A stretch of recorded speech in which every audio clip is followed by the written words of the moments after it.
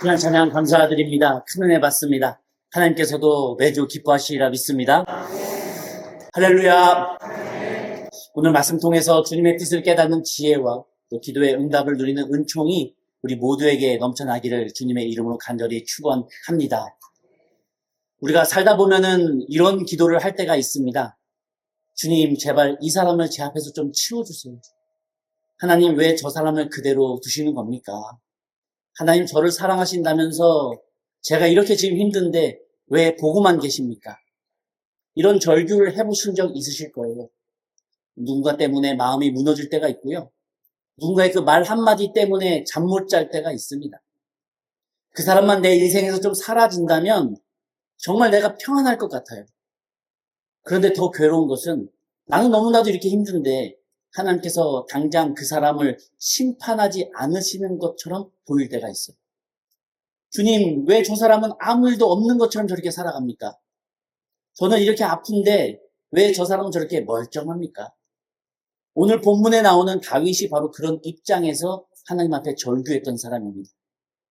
다윗에게 사울은 단순히 불편한 사람 정도가 아니었었어요. 다윗의 인생을 망가뜨린 사람입니다. 다윗의 젊음을 광야 오지로 내몬 사람이죠. 다윗에게 두려움과 억울함과 분노를 안겨준 사람입니다. 근데 오늘 본문에서 드디어 기회가 왔거든요. 그토록 자기를 괴롭히던 사울이 다윗이 숨어있는 동굴 안으로 혼자 들어옵니다. 사람이 볼 때는 절호의 찬스죠. 영적으로 봐도 하나님의 응답처럼 보입니다. 아, 드디어 하나님이 내 기도 들으셨구나. 드디어 하나님이 원수를 내 손에 넘기셨구나. 근데 바로 그 순간 다윗이 칼을 들고서도 사울을 죽이지 않습니다. 왜요? 오늘 우리는 이 장면을 통해서 하나님께서 우리에게 주시는 깊은 깨달음을 얻고 함께 은혜를 얻고자 합니다. 우리가 지난주에 살펴봤던 것처럼 다윗은 하나님께 묻고 하나님의 뜻을 따라서 그일라 성을 구원했죠.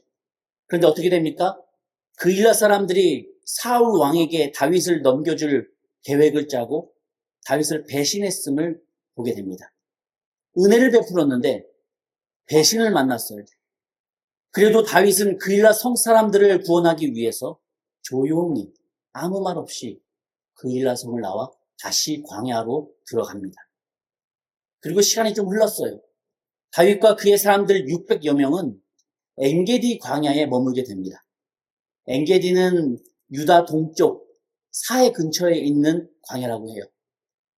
그곳은 절벽과 바위, 동굴이 많은 곳입니다. 석회암 지형이라서 돌이 의외로 잘 헤어졌다고 합니다. 그래서 곳곳에 동굴이 있고 또 광야 속에서 샘물이 곳곳에서 흘러나오는 곳이었어요. 머물기 좋은 곳이었죠. 그래서 엔게디라고 하는 이름의 뜻은 새끼 염소의 샘이라고 하는 의미입니다. 참 묘하지 않습니까? 다윗도 그곳에서 새끼 염소처럼 떨어질 듯 말 듯한 그 위험한 절벽 위를 걷고 있는 거예요. 동시에 그곳에서 은혜의 샘 부어주실 때 그것을 공급받으며 살아가고 있는 처지가 바로 이 다윗이었습니다.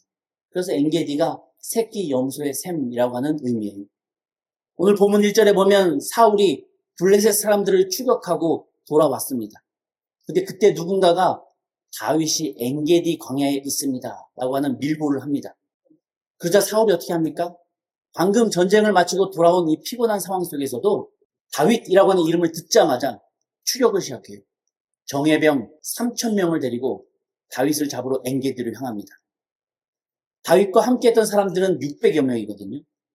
사울은 근데 그 5배에 해당하는 3,000여 명의 군대를 이끌고 엔게디로 갑니다. 이제 다윗도 몸집이 커졌어요. 600여 명이나 되기 때문에 재빨리 도망치고 전략대로 치고 빠지는 이런 움직임은 다윗도 이제는 어렵습니다. 이제는 힘 대 힘으로 꽝 부딪혀 싸워야 하는 상황이에요. 그래서 다윗도 도망갈 수 없다는 걸 알기 때문에 매복을 준비해서 각자 굴마다 숨어 들어가 전쟁을 준비합니다. 일촉즉발의 상황이죠. 근데 오늘 본문은 놀라운 장면이 이어지죠. 사울이 다윗 진영에 거의 이르렀을 때에 그곳에 굴이 많은 거예요. 그리고 사울이 역시나 피곤했습니다. 전쟁을 막 마치고 왔잖아요. 그래서 그 굴 중에 하나에 자기 혼자 들어갑니다.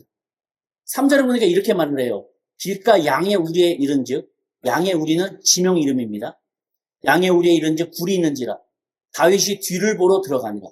다윗과 그의 사람들이 그 굴 깊은 곳에 있더니. 사울이 뒤를 보러 들어갔다고 성경은 표현해요. 학자들은 두 가지로 해석합니다. 뒤를 본다는 게 뭔가? 첫 번째, 용변을 보러 들어갔다. 두 번째, 낮잠 자고 들어갔다.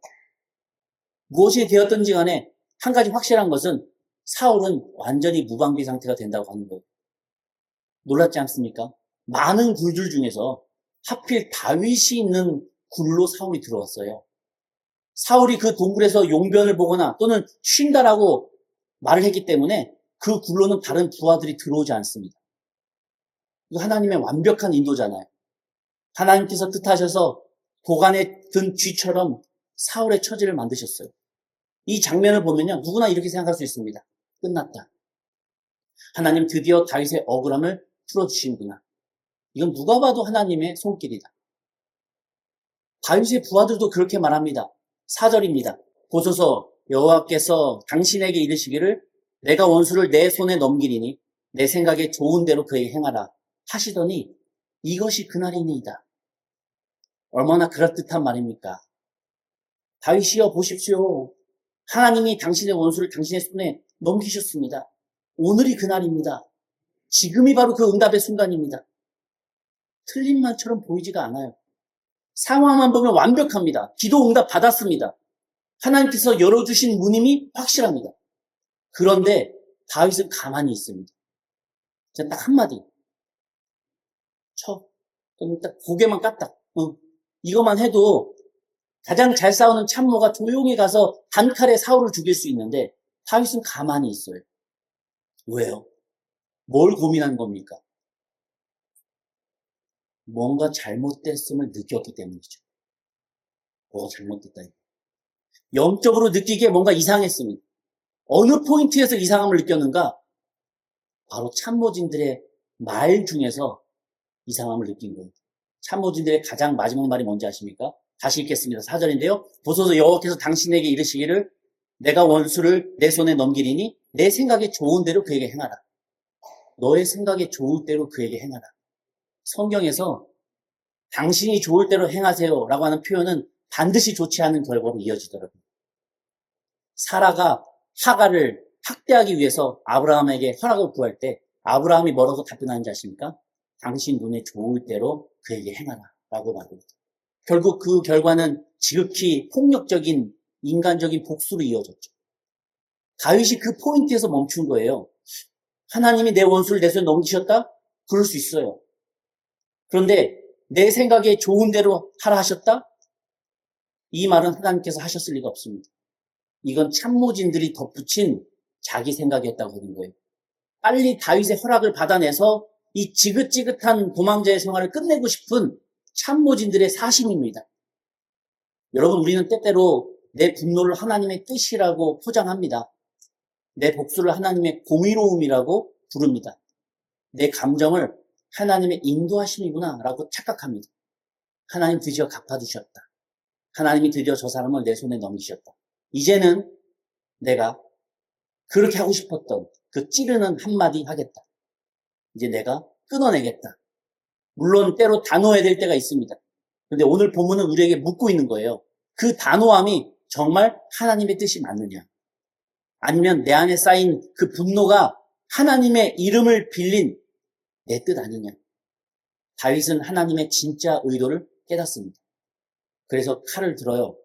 참모진들의 가만히 있으라고 손짓을 하고 본인이 일어나서 피곤에 쪄들어서 자고 있는 사울에게 저벅저벅 걸어갑니다.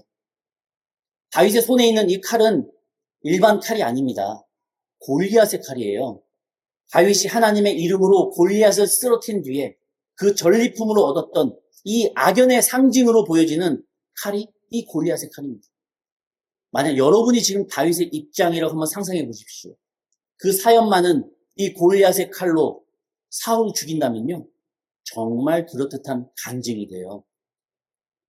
여러분, 하나님께서 이 모든 여정의 시작이었던 이 골리앗의 칼로 결국 내 원수 사울을 끝내셨습니다.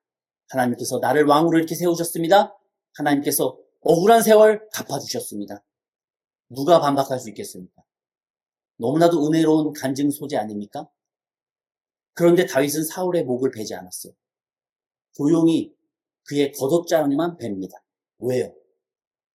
사울이 깰까 무서워서요? 설마요. 골리앗과도 싸워서 이겼고요. 전쟁터에서 수없이 싸우던 장군입니다. 칼을 능수능란하게 쓸 줄 아는 사람이에요. 그런데 다윗이 사울을 죽이지 않았던 그 이유는 능력이 없어서가 아니라 그 순간 다윗이 깨달았기 때문이에요. 아, 이거는 기회가 아니라 유혹이구나. 잠깐이나마 응답처럼 보였었는데 이건 내 영혼을 무너뜨리는 시험이구나. 여러분, 믿음은 기회를 잡는 능력만이 아닙니다. 믿음은 유혹을 알아보는 그 눈도 포함됩니다. 모든 열린 문이 하나님의 문은 아닐 수 있습니다. 모든 그 절호의 찬스가 하나님의 응답은 아닐 수 있다고 하는 거예요. 내 분노를 시원하게 풀어주는 그 일이 반드시 하나님의 뜻은 아닐 수 있습니다. 여러분, 진짜 믿음은 그래서 결정적인 순간에 멈춰서 다시 한번 물을 수 있는 것입니다. 하나님 정말 주님 뜻은 맞습니까? 하나님 이 칼을 제가 들어도 괜찮습니까? 이 말 한마디 그 사람에게 제가 해도 됩니까? 이 관계를 내 방식대로 끊어내도 되겠습니까? 기회처럼 보이는 유혹도 있더라라고 하는 거죠. 그래서 다윗은 그 유혹 앞에서 복수를 포기합니다. 저는 이 부분을 묵상하면서 이런 생각이 들었어요. 다윗이 놀란 것은 사울이 자신의 그 동굴 안으로 제 발로 들어왔을 때 놀란 것이 아니라 다윗이 진짜 놀란 것은 자기가 여태까지 함께 했었던 그 참모진들의 말이 평소 사울이 하던 말과 너무나도 닮아 있었다고 하는 사실에 놀랐을 거예요. 지난주에 사무엘상 23장 7절에 사울이 다윗이 그 일하러 들어왔다라는 말을 듣고 이렇게 말했거든요. 아, 하나님이 그를 내 손에 붙이셨구나. 사울이 자기 멋대로 그렇게 말을 합니다. 이건 주님이 주신 기회다.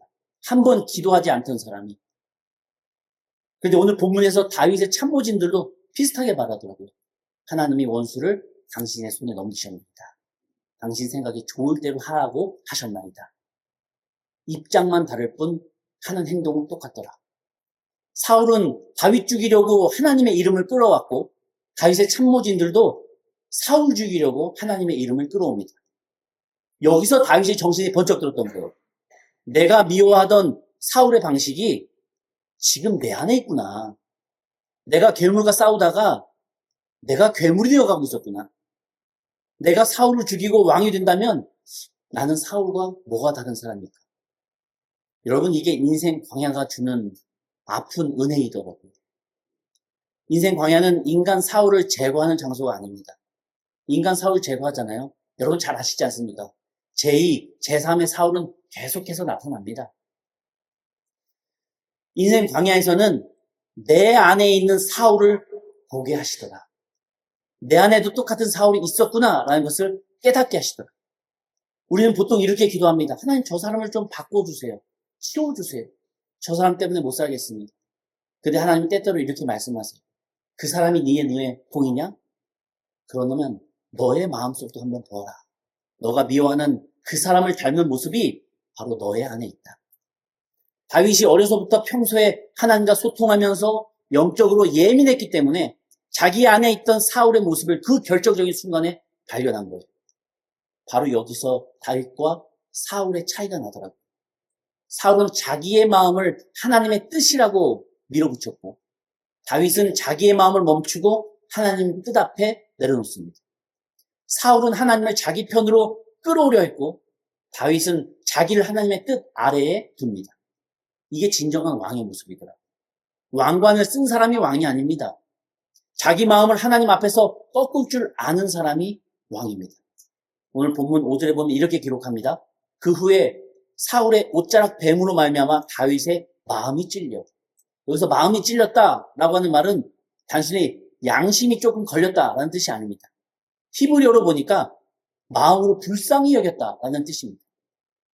다윗은 단지 내가 왕의 옷을 잘랐으니까 실수했구나 이 정도가 아니에요. 마음 깊은 곳에서 불쌍함이 몰려오더라라고 하는 겁니다. 왜 마음이 이렇게 불쌍한 가운데 아팠을까? 피곤해서 쓰러져 자고 있는 사울 앞에 다윗이 갔잖아요. 조용히 다가가서 보니까 오랜만에 얼굴을 그렇게 가까이서 본 거예요. 근데 그 얼굴을 보니 그 왕관이 뭐라고 주름이 그렇게도 많이 생긴 거예요. 얼굴이 다 상한 겁니다. 아, 사울도 참 불쌍한 사람이구나.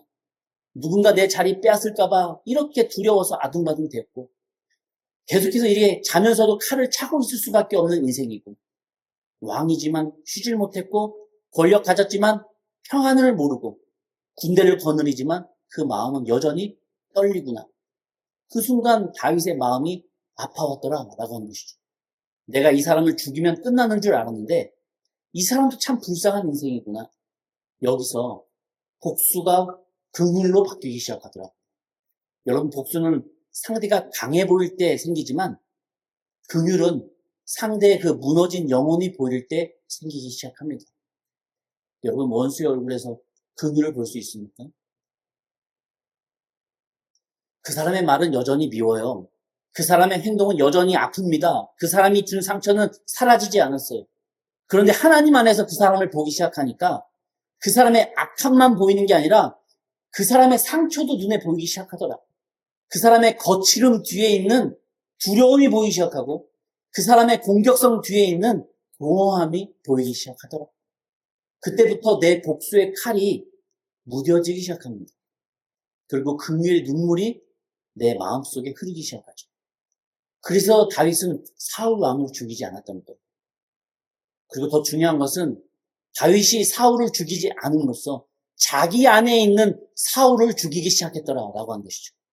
실제로 사울을 죽이면요, 내 안에 있는 사울은 점점 더 커집니다. 내 손에 복수의 칼을 내려놓는 그 순간 내 안에서 속삭이던 사울은 힘을 잃기 시작해요. 근데 여러분, 궁금하지 않습니까? 왜 다윗이 사울의 겉옷자락을 잘랐을까? 뭐 다른 걸 할 수도 있잖아요. 뭐 칼을 들고 온다든지 뭐 왕관을 살짝 훔친다든지. 근데 왜 겉옷자락을 잘랐을까? 이건 단순히 내가 당신 죽일 수 있었지만 살려주었다라고 하는 표시만은 아니에요. 그러면 다른 것을 해도 되죠. 왜 겉옷자락을 잘랐는가? 당시의 유대 사람들은 옷자락의 능력이 있다라고 믿었었습니다. 옷자락의 능력이 있다. 엘리야가 엘리사에게 남긴 것도 옷자락이었었어요. 겉옷을 남겼죠. 엘리사는 그 겉옷으로 요단강을 치고 건넜습니다. 신약에서도 혈류증 걸린 여인이 예수님의 옷자락을 만졌습니다. 왜요? 왜 옷자락을 만지죠? 옷자락에 능력이 있다고 믿었기 때문이에요. 유대 사람들은 그 옷자락을 단순한 천적으로 보지 않았고 하나님의 권위와 능력을 상징하는 하나님의 능력품으로 봤습니다. 그러니까 다윗이 사울의 겉옷자락을 벤 것은 두 가지 상징적인 행동이었었어요. 나는 기회가 있었으나 당신 죽이지 않았다. 두 번째는 이제 당신의 능력은 잘렸습니다. 이런 중의적인 의미를 갖고 있었습니다. 그리고 6절에서 자기 사람들에게 이렇게 말하죠. 내가 손을 들어 여호와의 기름 부음 받은 내 줄을 치는 것은 여호와께서 금하시는 것이니 그는 여호와의 기름 부음 받은 자가 됩니다. 다윗은 사울이 옳다라고 말하고 있는 것이 아닙니다.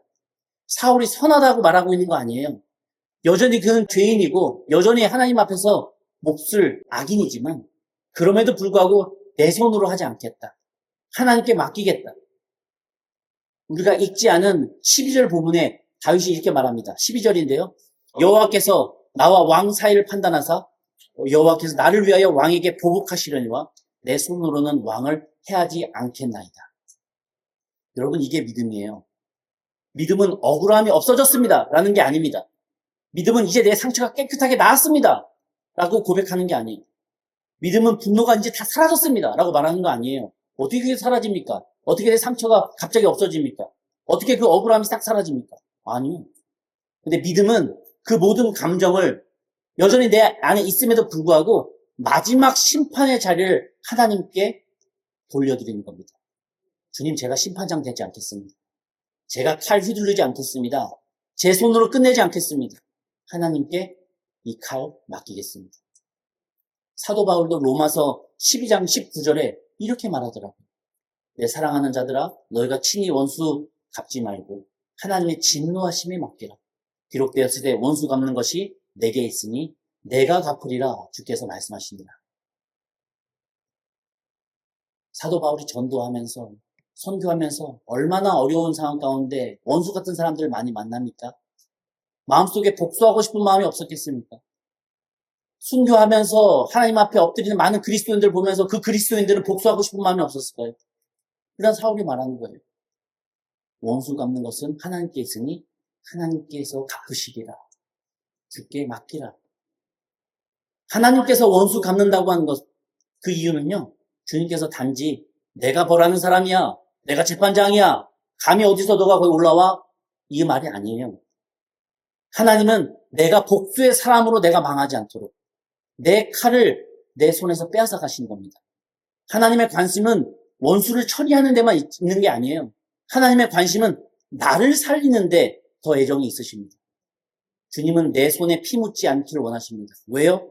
내 영혼이 복수심에 잠식되는 것을 원치 않으시기 때문에 내가 미워하던 그 사람과 내가 똑같은 사람이 되는 것을 원치 않기 때문에 그래서 말씀하시는 겁니다. 그 칼 내려놔라. 너의 판단을 나한테 맡겨라. 너의 마음까지 사울이 되게 만들지 말아라. 여러분, 원수 갚음의 끝은 그 원수가 망하는 게 아닙니다. 원수 갚음의 끝은 내 안에 미움이 힘을 잃어버리는 것입니다. 미움의 힘이 어떻게 약해집니까? 그 사람은 여전히 변하지 않을 수도 있고요.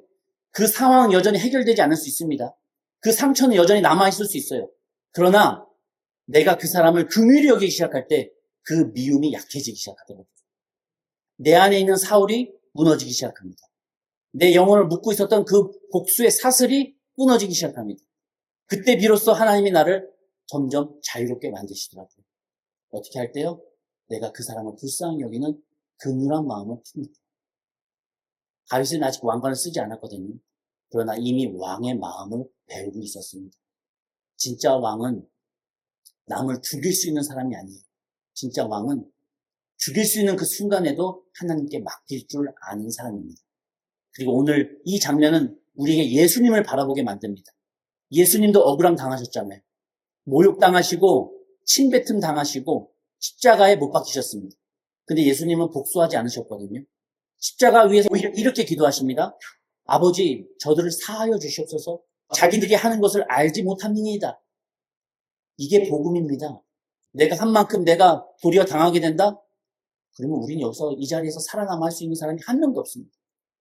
예수님은 원수를 멸망으로 갚지 않으셨고 생명으로 갚으셨어요. 저주로 갚지 않으셨고 용서로 갚으셨습니다. 칼로 갚지 않으시고 십자가로 갚으시더라고요. 그렇게 우리가 원수 사랑한다라고 하는 것은 갑자기 감정적으로 그가 좋아졌다 이런 뜻이 아닙니다. 그건 불가능해요. 원수를 사랑한다고 하는 것은 내 손에 있는 칼을 내가 포기하고 그 사람과 나와의 그 재판장의 자리를 하나님께 돌리는 것입니다. 그게 원수 사랑이에요. 그리고 더 깊이 들어가면 그 사랑을 통해 드디어 그때 드러난 내 안의 사울을 내가 인정하는 것. 주님, 제 안에도 사울이 있었군요. 주님, 저도 제 자리를 지키기 위해서 사람을 밀어내고 있었군요. 주님, 저도 제 억울함을 하나님의 뜻이라고 포장하고 있었군요. 주님, 저도 복수하고 있는 사람이었군요. 이 고백이 나올 때 하나님은 우리를 다윗처럼 빚어가시는 거예요. 오늘 본문은 우리에게 더 깊이 묻습니다. 너 안에는 사울이 없느냐? 너의 소원에 들린 그 칼은 정말 하나님의 뜻이 맞느냐? 너가 원하는 그 결말은 하나님의 마음이냐? 아니면 너의 복수심이냐? 로마서 12장 21절에 이렇게 말합니다. 악에게 지지 말고 선으로 악을 이기라. 우리 사랑하는 성도 여러분, 한 주간도 내 손에 칼을 내려놓고 하나님께 맡기시며 내 안에 있는 사울을 십자가 앞에 내려놓고 원수까지도 긍휼히 여길 수 있도록 정말 너무나도 힘들고 어려운 일이지만 하나님 부디 그 사람을 불쌍히 여기게 해 주시옵소서 라고 긍휼히 여기는 그 그리스도의 마음으로 살아가기 위해서 애쓰는 저와 우리 성도들 다 되시길. 그래서 하나님께서 그 마음에 위로 주시고 격려 주시고 만나주시는 귀한 역사를 경험하는 우리 성도님들 다 되시기를 주님의 이름으로 간절히 축원합니다. 기도하겠습니다. 사랑과 은혜가 풍성하신 하나님 아버지, 오늘 말씀 통해서 우리의 손에 들린 칼을 보게 하시고 우리 마음속 깊은 곳에 숨어있던 사울을 보게 하시니 감사드립니다. 주님, 우리는 너무나도 쉽게 내 분노를 하나님의 뜻이라고 포장했고 내 억울함을 하나님의 공의로움이라고 착각했습니다. 내 복수심을 믿음의 결단처럼 말할 때가 많았습니다. 주님, 우리의 연약함을 용서하여 주시옵소서. 이제는 내 손으로 끝내려 하지 않게 하시고 내가 재판장 되지 않게 하여 주시옵소서. 내가 칼을 들어 사람을 끊어내기보다 먼저 주님 앞에 엎드려 내 마음을 살피게 하여 주시옵소서. 나를 힘들게 하는 그 사람 앞에서 분노에 지지 않게 하시고 그 사람의 무너진 영혼까지도 바라볼 수 있도록 그리스도의 긍휼의 눈을 허락하여 주시옵소서.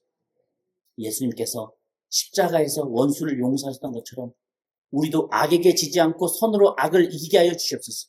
내 안에 사울을 십자가 앞에 내려놓고 다윗처럼 하나님의 마음을 배우는 믿음의 사람 되게 하여 주시옵소서. 한 주간도 우리의 말과 행동을 지켜주시고 내 뜻 아니라 주님의 뜻을 따라 걷는 저희 되게 하여 주시옵소서. 예수 그리스도의 이름으로 간절히 기도드립니다. 아멘.